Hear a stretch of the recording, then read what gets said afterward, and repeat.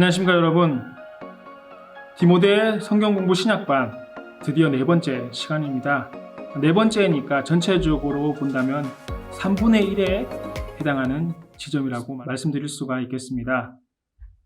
전체적으로 본다면 3분의 1 지점까지 왔다 생각하시면 되겠습니다. 3분의 1이니까 이제 3분의 2만 남았습니다. 오늘 강의 끝나고 3분의 2만 더 따라와 주신다면 여러분 신약에 대해서 마스터할 수 있는 시간이 될 거니까 계속해서 여러분 따라와 주시고 함께 동참해 주실 수 있으면 감사하겠습니다. 지난 시간까지 이 신약의 12시대 가운데 목수시대와 주장시대, 이 두 시대를 여러분들과 함께 살펴보았습니다. 오늘 여러분들과 함께 나눌 내용은 세 번째 시대인 선택시대가 되겠습니다.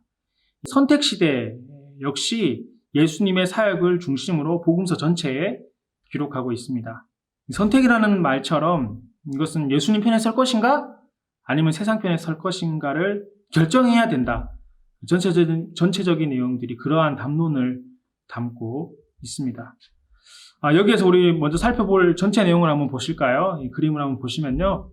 이 선택시대에는 친척, 예수님의 친척들이죠. 또 예수님의 사역의 본거지, 사역이 어느 쪽 중심에서 이루어졌는가, 그리고 예수님의 메시지가 무엇인가, 또한 자연에 대한 기적, 또 예수님을 반대했던 사람, 예수님께서 비유로 말씀하신 내용들, 또 예수님께서 받으신 질문들, 또한 예수님의 자기 계시 등 이런 내용들 총 8개의 내용으로 구성되어 있습니다. 교재 194쪽 함께 보시겠습니다. 194쪽입니다. 케이네요. 친척에 대한 이야기입니다. 예수님께서는 여러분 메시아의 사역을 감당하실 때 자기의 친척들에게 예수님 당신이 본인께서 메시아임을 공식적으로 밝히셨습니다. 예수님께서 사셨던 데가 나사렛이지 않습니까? 그 나사렛에서 나는 메시아, 그리스도이다. 이것을 공식적으로 자기의 친척들에게 밝히셨습니다. 하지만 여러분 친척들은 어떻게 되었을까요? 예수님을 믿었을까요? 그렇지 않죠. 어머니 마리아만 제외하고는 아무도 예수님을 믿지 않았습니다. 오히려 예수님에 대해서 미쳤다. 예수님을 미쳤다라고 이야기하고 오히려 예수님을 죽이고자, 동네 사람들 예수님을 죽이고자 하였습니다. 물론 예수님께서 부활하신 이후에 예수님의 친동생 야고보는 초대교회의 중요한 지도자가 되기도 합니다. 하지만 처음에는 그도 믿지 않았습니다. 이 예수님의 친동생 야고보가 쓴 서신서가 있는데 그게 바로 우리가 보는 신약성경 야고보서입니다. 예수님의 동생 야고보는 초대교회의 지도자였습니다. 여튼 이 야고보도 처음에는 예수님을 믿지 않았습니다. 예수님의 입장에서는 그러니까 굉장히 실망될 법한 내용이잖아요. 내가 메시아가 되고 그래서 내가 사랑하는 가족들에게, 내 친척들에게, 내가 함께 지내왔던 동네 사람들에게 메시아임을 선포했지만 그들은 믿지 않았습니다. 그럼에도 불구하고 예수님께서는 포기하지 않으시고 계속해서 본인의 사역, 또한 복음을 계속해서 전하셨습니다. 그런 예수님께서 사역의 본고지로 삼은 곳이 있는데요. 바로 그것은 가버나움이었습니다. 교재 195쪽 L, 본거지, 그 내용을 함께 보시겠습니다. 예수님께서는 온 유다 지역, 또한 일부 이방 지역에서도 사역을 하셨지만 가버나움을 본거지로 하여 사역을 감당하셨습니다. 사복음서에 기록된 비유와 이적들의 한 80% 가까이가 바로 이 가버나움에서 이루어졌습니다. 예수님의 이적 그리고 비유가 전해지면 전해질수록 예수님의 대적자들의 반발은 거세지기도 하였습니다. 많은 사역과 이적들을 행하였지만 그래서 많은 군중들로부터는 지지를 받았지만 당시 종교 지도자였던 바리새인들과 또한 율법학자들, 서기관, 또한 정치 세력이었던 헤롯 당원들과 또 사두개인들과 같은 사람들에게는 배척받으시고 반발이 거세졌던 것입니다. 이때 많은 기적을 행하셨는데 오늘 교재에는 8가지 기적 정도만 추려서 여러분들 소개하고 있는데요. 한 8가지 내용들 그 교재의 내용이 잘 나와 있지만 짧게 설명해 드리면 왕의 신하의 아들을 고친 것, 베드로와 3명의 어부가 엄청나게 많은 고기를 잡을 수 있도록 도우셨죠. 왼편에 그물을 던져봐라. 많은 고기를 잡았는데 그때 베드로가 고백을 하죠. 주여, 나를 떠나소서 나는 죄인이로소이다. 이런 베드로의 고백도 이때 있었습니다. 또한 가버나움 회당에서 예수님께서는 더러운 귀신들을 쫓아내셨습니다.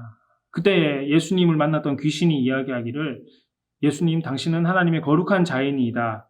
이런 고백을 하기도 하죠. 귀신은 이렇게 알아봤다는 겁니다. 사람들은 예수님이 메시아가 되고 그리스도라는 사실을 알지 못했지만 영적인 존재 이 귀신은 예수님께서 하나님의 거룩한 자다라는 사실을 알았던 겁니다. 또한 베드로의 장모를 비롯한 많은 사람들을 고치시기도 하셨고 오늘 책에는 문둥병이라고 기록되어 있지만 공식적인 명칭은 나병이죠. 나병을 고치시고 예수님의 권세에 대해서 증언하라고 고치신 환자에게 제사장에게 가서 내 몸을 보이라고 이런 이야기도 바로 이곳에 나옵니다. 이 그림이 나오죠. 중풍병자를 4명의 사람이 메어와서 지붕으로 뚫고 내렸을 때 예수님께서는 병을 고치실 뿐 아니라 죄사함의 권세까지 있음을 알려주시고 죄사함을 받았느니라 이렇게 선포하시기도 합니다. 또한 베데스다 연못가에 있는 38년 된 그래서 움직이지 못하는 환자를 고치셨습니다. 요한복음에만 나오는 내용이죠. 예수님께서는 이 38년 된 환자를 고치시면서 이 각 사람의 인생을 심판할 권세와 능력도 바로 예수님에게 있음을, 당신께 있음을 선포하기도 하셨습니다. 또한 가버나움 회당에서 많은 일들이 있었는데 손 마른 사람을 안식일에 고치셨습니다. 안식일에 치료를 하는 행위는 구약의 율법으로 보았을 때는 옳지 않은 일이었지만 주님께서는 이 치료하심을 통해서 안식일의 주인 되심을 선포하시고 또 그들의 완악함, 종교 지도자들의 완악함을 책망하시기도 하셨습니다.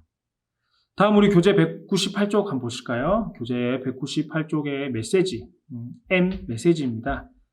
예수님께서 전한 여러 말씀들이 있죠. 치유하면서도 말씀하시기도 하시고 또 설교 여러 가지의 설교들도 있지만 아마 가장 유명한 것, 또 사람들이 가장 많이 알고 있는 것이라면 아마 산상수훈일 것입니다. 마태복음에서는 이걸 산상수훈이라고 이야기하는데 왜냐하면은 산 위에서 전해준 교훈이다라고 해서 산상수훈이라 이야기를 하고요. 이 마태복음 5장에서 7장까지 이 내용이 있고요. 동일한 내용이 누가복음 6장에 있습니다. 누가복음에서는 이것을 평지설교라고 합니다. 평지에서 전했다라고 해서 평지설교라고 합니다. 이 주기도문이 바로 이 산상수훈에 나오는 내용이고요. 우리가 어떻게 기도해야 됩니까? 할 때 예수님께서 가르쳐 주신 기도가 바로 주기도문이죠. 또 황금률이라고 이야기를 하잖아요. 대접을 받으려면 남을 대접해야 된다라는 이야기도 바로 이 산상수훈 가운데 있는 내용입니다. 뿐만 아니라 예수님께서는 하나님 나라의 백성으로 어떻게 살아가야 하는가에 대한 여러 가지 삶의 덕목들도 가르쳤습니다. 사랑하는 것, 기도에 대한 것, 또 용서에 대한 내용들, 나눔에 대한 것, 어떻게 베풀어야 되는 것, 또 여러분 잘 알고 계시는 팔복, 심령이 가난한 자는 복이 있나니 천국이 그들의 것이며 이런 팔복도 바로 이 산상수훈에, 산상보훈에 나오는 내용들입니다. 다음은 우리 교재 199쪽 함께 보시겠습니다. N, 자연이네요. 예수님께서는 많은 기적을 행하셨습니다. 특별히 많은 사람들, 아픈 사람들을 고치시고 치유하셨지만은 예수님의 기적은 질병의 치유에만 있었던 것이 아닙니다. 예수님께서는 자연을 압도하는 하늘의 권세를 지니고 계셨고 그러한 자연을 심판하고 또 자연을 움직이는 기적들도 행하셨습니다. 죽은 자를 살리셨죠. 또한 귀신을 쫓아내기도 하셨고요. 파도와 바람을 잔잔하게 하기도 하셨습니다. 이 사복음서 마태, 마가, 누가, 요한복음에는 예수님의 이런 기적들이 여러 곳에서 소개하고 있는데요. 오늘 교재 199쪽에서 200쪽 사이에는 예수님께서 행하신 몇몇 기적들을 여러분들에게 소개하고 있습니다. 가령 갈릴리 바다를 건너실 때 풍랑을 잔잔하게 하셨더니 제자들이 이 바람 가운데 어찌할 줄 모를 때 주님께서 파도를 향해서 풍랑을 향해서 소리쳤을 때 풍랑이 잔잔해진 기적들. 또한 대가볼리에 귀신 들린 사람을 군대 귀신 들린 사람이죠. 고친 일. 또 혈루증 여인이 예수님의 옷자락에 손을 잡음으로 말미암아 그 믿음으로 말미암아 그의 병이 고쳐졌더니 또한 야이로의 딸을 살리신 일. 또 오병이어의 기적. 오병이요. 5병, 떡 5개와 물고기 2마리로 5천 명을 먹이신 기적이죠. 이 기적과 또 무리를 걸으신 기적. 예수님 본인만 무리를 걸으신 것이 아니라 베드로가 무리로 걸어오는 그런 기적까지 우리 주님께서는 행하셨습니다. 또한 베세다 소경을 눈을 뜨게 하시니, 요 그림에 나오는 내용이 그런 내용이네요. 베세다 소경을 눈을 뜨게 하시는 이런 기적들을 주님께서 행하셨습니다. 시간 관계상 다 여러분들에게 설명해 드릴 수 없기 때문에 여기까지만 여러분 설명하고요. 자세한 내용들은 성경 구절을 찾아보시면 되고, 또 앞으로 여러분 복음서 가운데 성경들을 읽어 보실 때마다 이런 예수님의 기적, 예수님께서 병도 고치시고 자연에게 명령을 하시기도 하고 오병이어 또 칠병이와 같은 급식 기적도 행하셨구나, 이런 것들을 나중에 성경을 보시면서 말씀을 읽으시면서 이렇게 보실 수 있으면 되겠습니다. 다음은 교재 200쪽에 나오는 내용입니다. 반대라는 내용입니다. 여러분, 예수님께서는 말씀을 전하시고 많은 이적과 기적을 행하심으로 말미암아 많은 군중들의 관심을 받게 되었고 많은 사람들이 예수님을 따르게 되었습니다. 하지만 반면 예수님의 대적자들 역시 예수님에 대한 이 나쁜 감정, 나쁜 마음들이 최고 정점에 달했던 때이기도 합니다. 그래서 그들은 예수님의 능력은 사탄에게서 나온다, 이렇게 모함하였습니다. 예수님께서 귀신을 쫓아내시니까 예수님이 귀신을 쫓아내는 게 어떤 신적 능력, 하나님의 능력이 아니라 귀신을 쫓아내는 거 보니까 귀신의 왕이 아니냐, 바알세불이라고 하죠. 바알세불이다, 이렇게 모욕하고 모함하기도 하였고, 또 예수님께서 하시는 그 모든 말씀의 내용들이 저 사람은 하나님을 모독하는 사람이다, 이렇게 이야기하면서 예수님을 모함하였습니다. 하지만 예수님께서는 그들의 마음의 중심을 아셨죠. 그들의 영적인 무지함을 책망하셨습니다. 율법의 내용은 잘 알고 있지만 율법의 참뜻을 모르는 그들을 책망하시고, 율법의 예언들이 지금 성취됨을 알지 못하는 그들을 책망하셨습니다. 또한 어떤 이들 가운데는 자신의 기득권이 빼앗길까 봐 두려워하는 그런 서기관, 바리새인들에 대해서 우리 주님께서는 책망하셨던 겁니다. 그들의 마음의 중심을 보셨기 때문이죠. 예수님의 가르침은 그들과 달리 권위 있는 자 같았고 권세가 있었기 때문에 그들은 예수님에 대해서 질투하고 그들의 기득권이 빼앗길까 봐 예수님을 모함했던 것입니다. 다음은 비유입니다. 예수님께서는 여러분 가르침에도 큰 은사가 있으셨습니다. 어렵게 가르치지 않으셨습니다. 예수님께서는 듣는 청중들이 잘 이해할 수 있는 비유로 하나님의 나라를 가르치셨습니다. 복음서에는 최소한 55개의 비유가 기록되어 있다고 합니다. 몇몇 비유들을 여러분 소개하자면 씨 뿌리는 자의 비유, 알곡과 가라지의 비유, 씨앗 비유, 겨자씨 비유, 이런 비유들은 사실 농경 문화에 익숙한 사람들에게는 굉장히 쉽게 다가오는 비유라고 할 수가 있겠죠. 또 등경 위의 등불 비유, 누룩 비유, 또 밭에 감추인 보화 비유, 그물 비유, 이런 비유들, 실생활에서는 충분히 겪을 수 있을 만한 일들, 이런 비유를 통해서 하나님의 나라를 가르치셨고요. 또는 어느 집 주인의 비유, 또 잃은 양, 잃은 드라크마, 잃은 아들 비유, 또 빛을 탕감받은 어떤 종의 비유들을 통해서 하나님의 나라 또한 복음에 대해서 알려주셨습니다. 제가 방금 소개했던 이런 비유들은 교재에 나오는 내용들입니다. 교재에 나오는 비유들만 제가 여러분들에게 말씀드렸는데요. 교재에는 그 비유들과 함께 옆에 그림에도 보시면 이 관련 성경 구절들이 적혀 있습니다. 여기만 적혀 있는 것이 아니라 다른 복음서에도 비슷한 내용들이 있는데요. 그런 것들은 성경을 찾아가 보시면 그 하단에 다 적혀 있으니까요. 여러분 이런 비유들, 예수님께서 하신 비유들 한번 보셨으면 좋겠고, 또 이 비유에 대해서 좀 궁금하시다라는 분들은 성경을 한번 찾아보시면 좋겠습니다. 다음은 교재 202쪽 Q 질문입니다. 가이사랴 빌립보라는 지역을 예수님께서 제자들과 지나실 때 예수님께서 제자들에게 물으셨습니다. 이 가이사랴 빌립보라는 지역은 갈릴리 좀 더 위쪽에 있는, 좀 더 높은 지방에 있는 지역인데요. 그때 예수님께서 제자들에게 무엇을 물었냐면은 사람들이 나를 누구라 하더냐. 많은 군중들이 내 말씀을 듣고 비유를 전하고 기적을 행했는데 그 비유를 듣고 기적을 경험했던 사람들이 나를 누구라 하더냐. 이것을 제자들에게 물었습니다. 제자들은 이야기하죠. 선지자 중 한 분입니다. 세례 요한입니다. 이런 이야기를 듣고 난 다음에 예수님께서 다시금 제자들에게 질문합니다. 그럼 너희는 나를 누구라 하느냐? 너희는 나를 누구라 하느냐? 그때 베드로가 정확히 대답을 하죠. 주는 그리스도시요 살아계신 하나님의 아들이시니이다. 예수님은 그리스도이십니다. 그리고 당신은 살아계신 하나님의 아들이십니다. 라고 베드로가 고백을 하게 됩니다. 이 질문, 이 대답으로 인해서 베드로는 큰 칭찬을 받았죠. 그리고 예수님께서 말씀하시기를 대답한 것은 너 안에 계신 성령님께서 그렇게 대답하게 하셨다. 이렇게 말씀하시고 베드로를 칭찬하십니다. 그런데 사실 여러분 이 베드로의 대답에 앞서 예수님의 질문 참 우리에게도 중요합니다. 너희는 나를 누구라 하느냐? 오늘 우리는 예수님을 누구라고 고백하고 있냐는 것입니다. 여러분 오늘 저와 여러분들에게 예수님은 누구십니까? 정말 그리스도시요 살아계신 하나님의 아들, 정말 여기에만 우리의 답이 고정되어 있습니까? 사실 가만히 돌아보면 우리에게 예수님은 기도를 들어주는, 우리의 기도를 들어주셔야만 하는 그런 분으로만 생각하고 있는 것은 아닌지, 혹은 믿지 않는 자들은 예수님에 대해서 옛날에 있었던 어떤 위대한 선인이다, 좋은 사람이다 라고만 생각하고 있는 것은 아닌가 돌아봐야 되는 겁니다. 정말 오늘 저와 여러분들에게 있어서 예수님은 그리스도시요, 구원자시요, 메시아시요, 또한 살아계신 하나님의 아들임을 믿고 고백하며 살아갈 수 있기를 간절히 바랍니다. 마지막 R이네요. 계시입니다. 예수님께서는 높은 산에 올라가십니다.